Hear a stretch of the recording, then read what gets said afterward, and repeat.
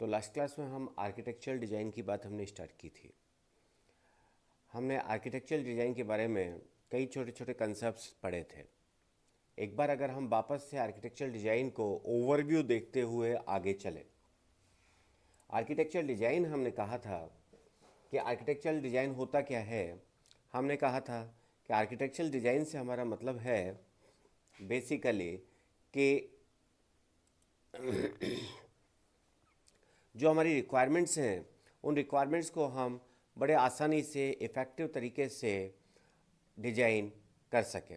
Architectural design के बारे में हमने कहा था कि जो आपके डिज़ाइन चेंजेज हैं वो रिलेटिवली आपके इजी हों, और तीसरा हमने कहा कि जो रिस्क एसोसिएटेड हैं उन रिस्क के बारे में हमें कंस्ट्रक्शन की जो रिस्क है उनको कम किया जा सके। ये अपन आर्किटेक्चर के बारे में बात कर रहे थे।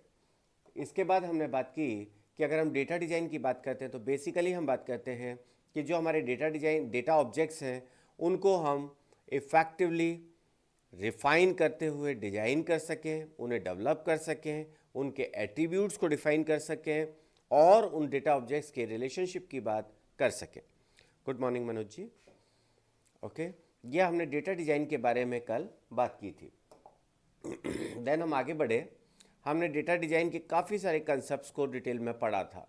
हमने पढ़ा था कि किस प्रकार से हमें सिस्टमेटिक, जैसे हम फंक्शंस और बिहेवियर के ऊपर सिस्टमेटिक काम करते हैं, सिस्टमेटिक एनालिसिस प्रिंसिपल्स को काम में लेते हैं, उसी तरीके से हमें डेटा के ऊपर काम में लेना है। हमने कहा था कि जितने भी डेटा स्ट्रक्चर्स हैं, ऑपरेशंस हैं जो कि डेटा ऑब्जेक्ट्स पर हमें अप्लाई करने हैं, उन सबको हम प्रॉपरली आइडेंटिफाई कर सकें, डेटा डिक्शनरी को प्रॉपरली एस्टेब्लिश कर सकें, लो लेवल डेटा डिज़ाइन को हम जितना हो सके उतना आगे की तरफ बढ़ा सकें, डिले कर सकें। ऐसी तमाम बातें अपन लास्ट क्लास के अंदर कर रहे थे। काफ़ी डिटेल में अपन ने इन कंसेप्ट्स को पढ़ा था। देन हम आगे थे आर्किटेक्चरल स्टाइल के ऊपर। हमने कहा था कई आर्किटेक्चरल स्टाइल है, डेटा सेंट्रिक है, डेटा फ्लो है, कॉल एंड रिटर्न है, ऑब्जेक्ट ओरिएंटेड है, लेयर्ड आर्किटेक्चर है। हमने कहा था कोई भी जो स्टाइल आपके पास है वो स्टाइल आप कैसे डिसाइड करेंगे, या स्टाइल जो आपकी स्टाइल्स हैं वो किन चीज़ों को डिस्क्राइब करेगी। यहाँ पर हमने कहा था सभी सबसे पहला जो आपके पास है that is set of components, set of components that perform a function required by A system. सबसे पहला हमने कहा कि जो आपकी स्टाइल है वो क्या क्या चीज़ें एनकम्पास करती है, क्या क्या चीज़ें रखती है। हमने कहा था कंपोनेंट्स रखती है। दूसरा हमने कहा था कनेक्टर्स रखती है जो कि कम्युनिकेशन, कोऑर्डिनेशन एंड कोऑपरेशन को इनेबल कर सके।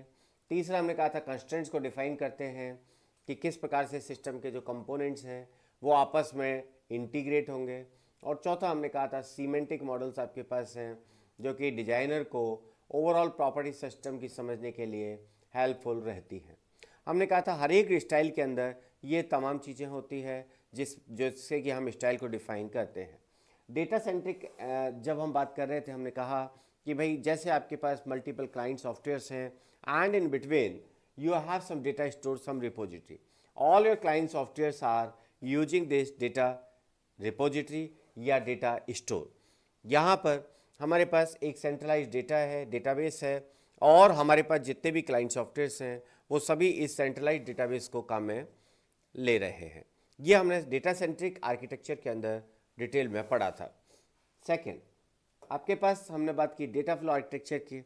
हमने कहा था जब इनपुट से आउटपुट की तरफ डेटा ट्रांसफॉर्म हो रहा है तो हो सकता है वो कई फिल्टर्स से होकर निकले या बहुत सारे फिल्टर्स वहाँ पर अप्लाई करें। एक फिल्टर से में इनपुट गया, उसने कुछ आउटपुट प्रोड्यूस किया जो कि दूसरे फिल्टर का इनपुट हो गया, उसने कुछ आउटपुट प्रोड्यूस किया जो कि तीसरे फिल्टर का इनपुट हो गया। इस प्रकार से हमारे पास अलग अलग फिल्टर्स हो सकते हैं जो कि इनपुट से आउटपुट को ट्रांसफॉर्म करने के लिए हम काम में लेते हैं।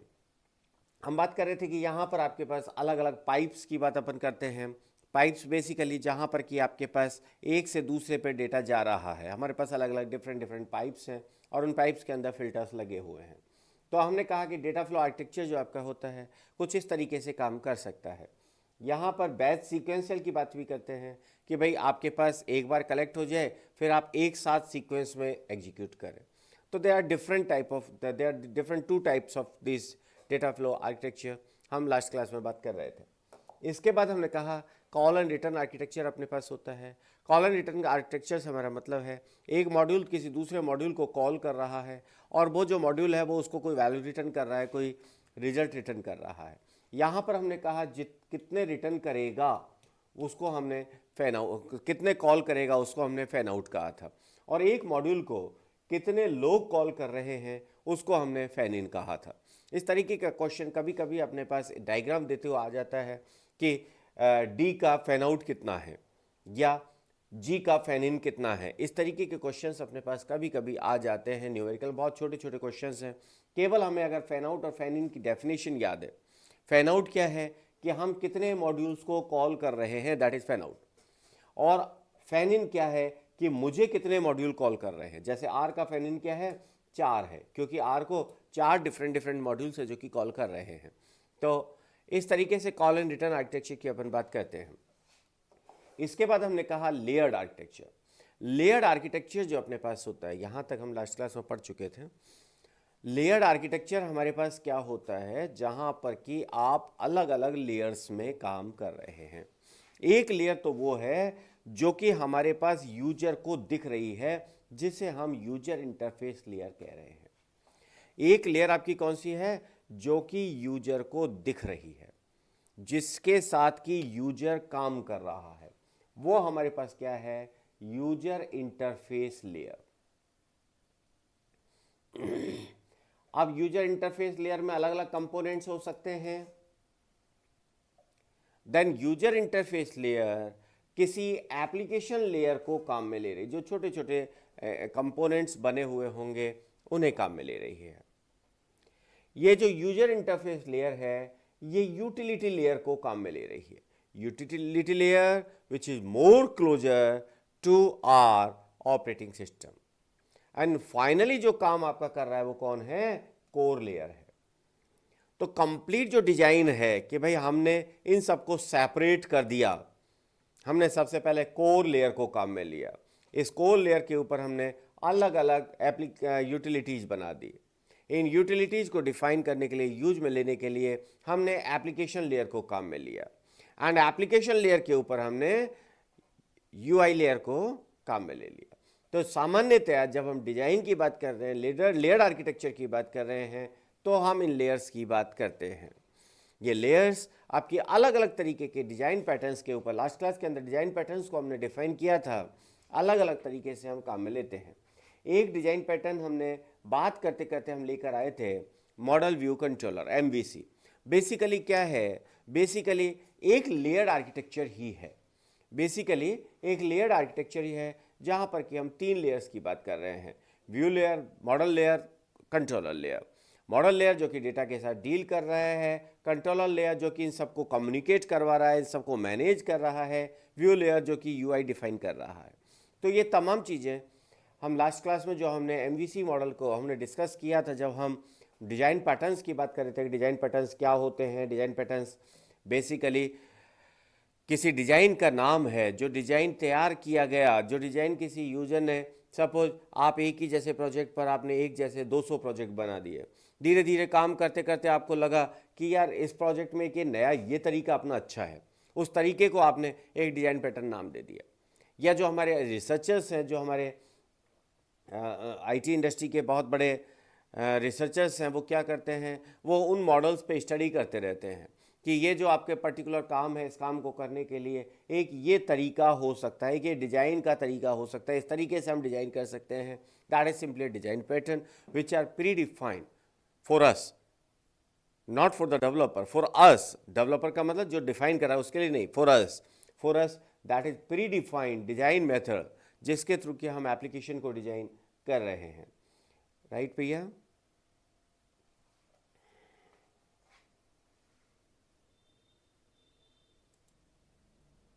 Okay, Ankit ji, Vijay ji, Manoj ji, Sunita ji and company. ये लास्ट क्लास के अंदर हम लेयर्ड आर्किटेक्चर को डिटेल में हमने डिजाइन पैटर्न की जब अपन बात कर रहे थे, तब हमने इसकी बात की थी। चलिए, कंसेप्ट क्लियर है जो अपन बात करना चाह रहे हैं?